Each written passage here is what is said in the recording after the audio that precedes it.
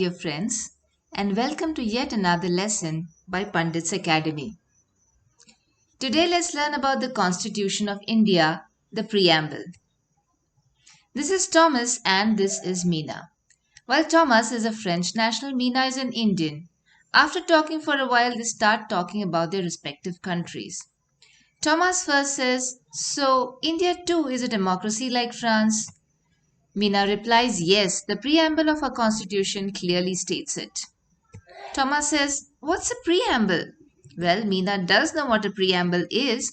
She says the preamble is the introduction to our constitution. It tells us the nature of our state. So, my dear friends, let's study what the preamble to our constitution is. Let's find out what Meena told Thomas. The Constitution of India.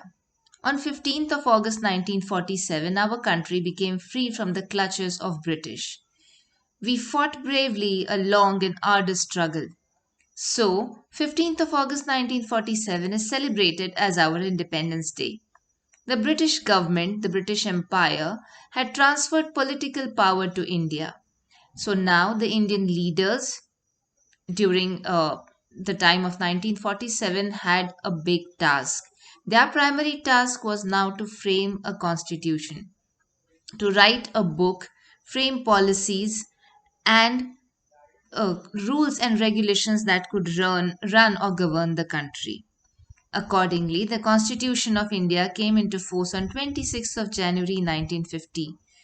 That's why 26th of January 1950 is celebrated as our Republic Day.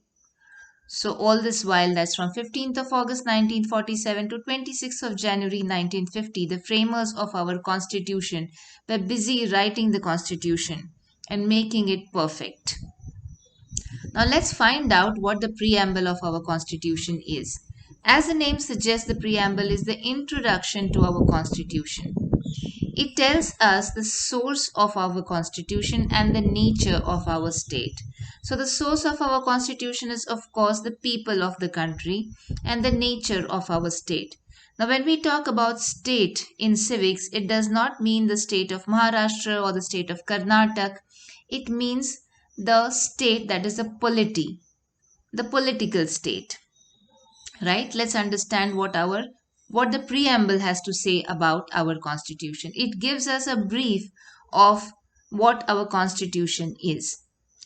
So the preamble tells us that India is a sovereign, socialist, secular, democratic republic. So let's make it easier to remember. It is SSSDR, triple SDR, sovereign, socialist, secular, democratic republic. Now let's find out what each one of these points mean. Sovereign, what is the meaning of sovereign? Sovereign is a state wherein there is no external government that rules us or no other country dictates terms to us. We are our own rulers. We rule our own country. We are our own boss. So there's no external interference or meddling by any other force or authority outside our country. So we do everything that we have to do in our country. Then socialist. Now the word socialist is used in a very different parlance these days, talking about China, talking about Russia. But what is the actual meaning of socialist? So socialist is wherein a country or a government is concerned or takes care of its people. Right? So there is equal distribution of the country's wealth. There's provision of equal opportunities wherein the bridge or the gap between the poor and the rich people is bridged.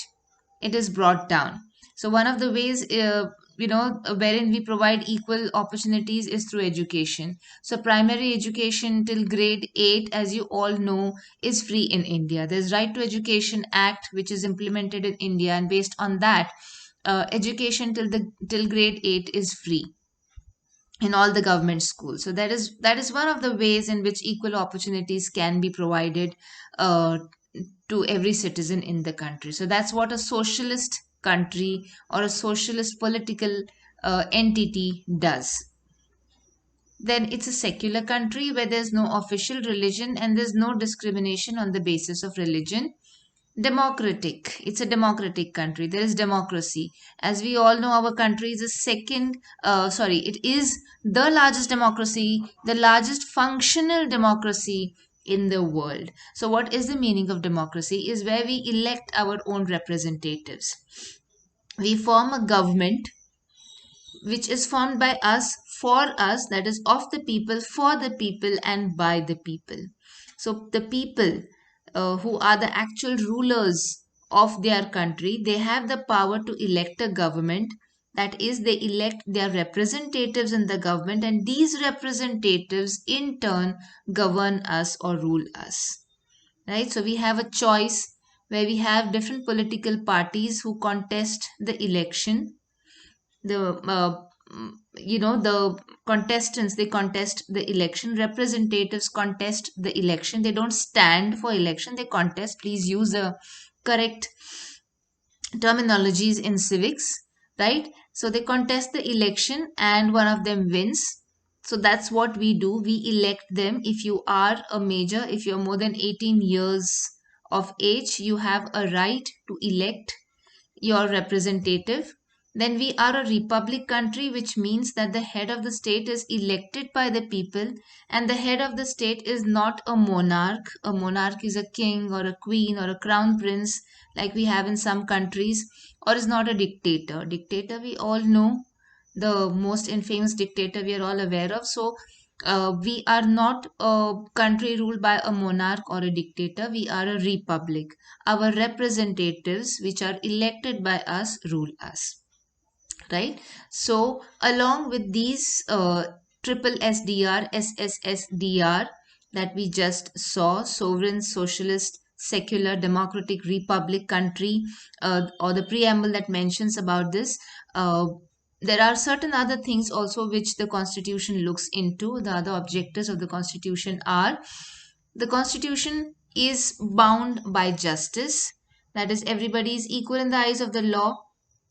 There's liberty, there's freedom to think and express and to follow the religion of your own choice if you are a citizen of India. There is equality, which means there's no discrimination on the basis of religion, caste, creed, gender, etc. There's absolutely no discrimination between one citizen and the other citizen based on wealth or anything else. There's fraternity.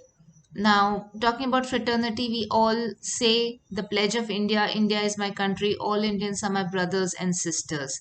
So there has to be a sense of brotherhood, and there has to be a sense of oneness amongst all Indians. There has to be unity amongst all Indians, right? So these are the objectives of our constitution, along with what is mentioned in the preamble. Now, all of these are aligned or in line with whatever the preamble mentions. Right? Let's quickly recap this. You can take a screenshot of this about our constitution, wherein the constitution is a body of rules and regulations. It was framed by the Constituent Assembly, chaired by Dr. Rajendra Prasad, and came into force on 26th of January 1950. The preamble to the Constitution states the nature of our state as sovereign, socialist, secular, democratic republic. And what is the source of our Constitution? It's people. Okay. All right. Thank you so much for watching. This was presented by Pandit's Academy.